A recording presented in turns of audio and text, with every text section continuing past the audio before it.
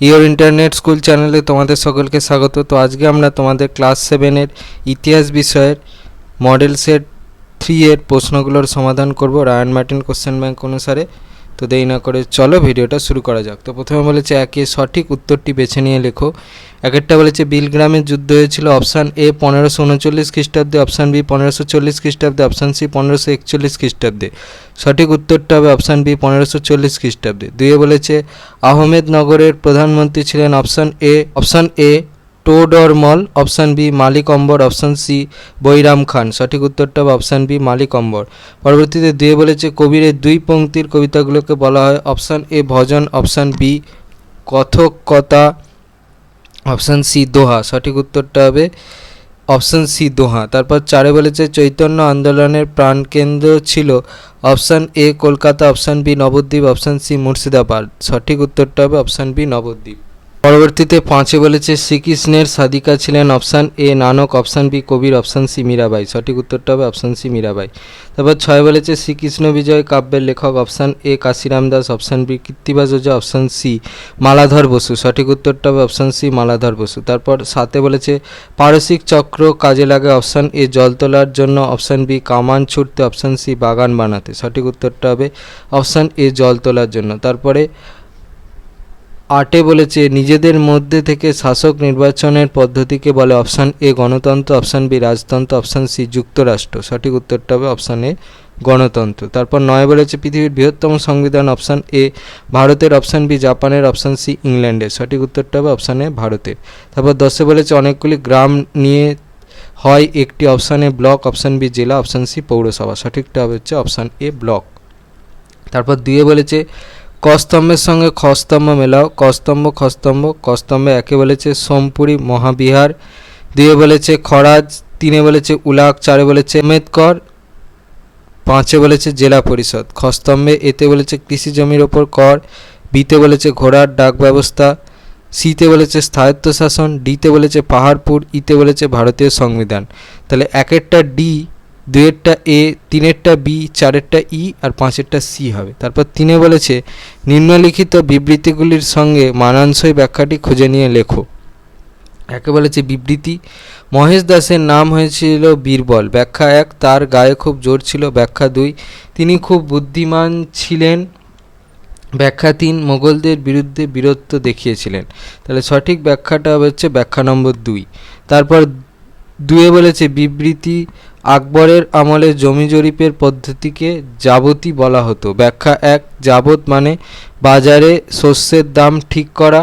ব্যাখ্যা দুই যাবত মানে একমাত্র বাদশাহ কর আদায় করতে পারেন। ব্যাখ্যা তিন যাবত মানে জমি রাজস্ব নির্ধারণ করা। তাহলে সঠিক ব্যাখ্যা হচ্ছে ব্যাখ্যা নম্বর তিন।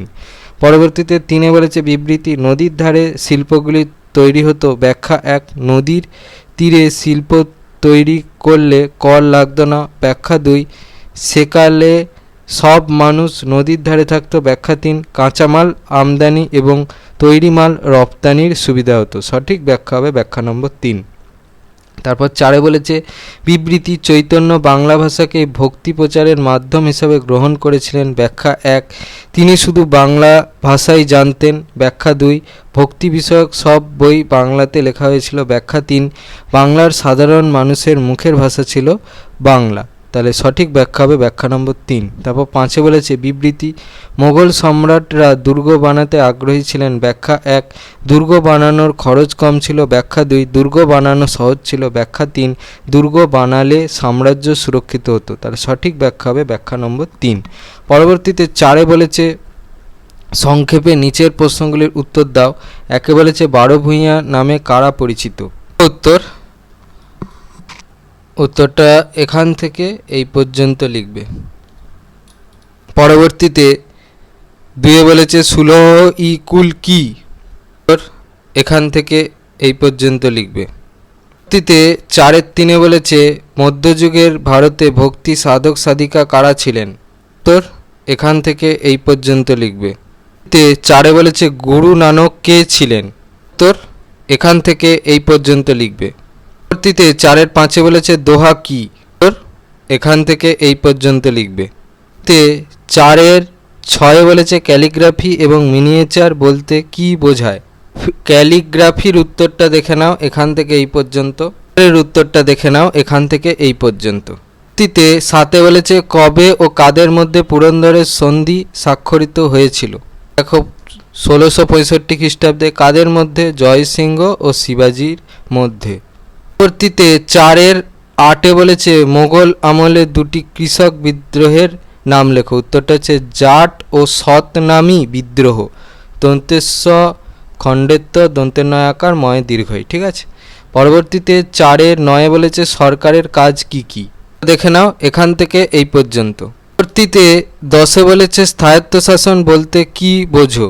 উত্তর এখান থেকে এই পর্যন্ত লিখবে।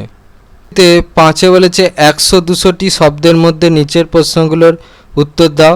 1 বলেছে শের শাহের শাসন ব্যবস্থায় কি কি মানবিক চিন্তার পরিচয় পাওয়া যায় তা লেখো। উত্তর এখান থেকে এই পর্যন্ত লিখবে। পরবর্তীতে 5-2 বলেছে দাক্ষিণাত্য অভিযানের ক্ষত মোগল শাসনের ওপর কি প্রভাব ফেলেছিল। উত্তর এখান থেকে এই পর্যন্ত লিখবে। পরবর্তীতে 5-3 বলেছে মধ্যযুগের ভারতে সাধারণ মানুষের জীবনযাত্রা কেমন ছিল তা লেখো।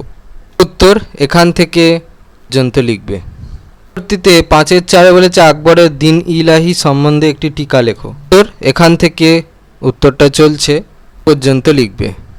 পরবর্তীতে 5-5 বলেছে মোগল যুগে জায়গিরদারি ও মনসবদারি ব্যবস্থা কেন সংকট তৈরি হয়েছিল। মোগল সাম্রাজ্যের ওপর এই সংকটের কি প্রভাব পড়েছিল। দেখো উত্তর এখান থেকে উত্তরটা চলছে এই পর্যন্ত লিখবে।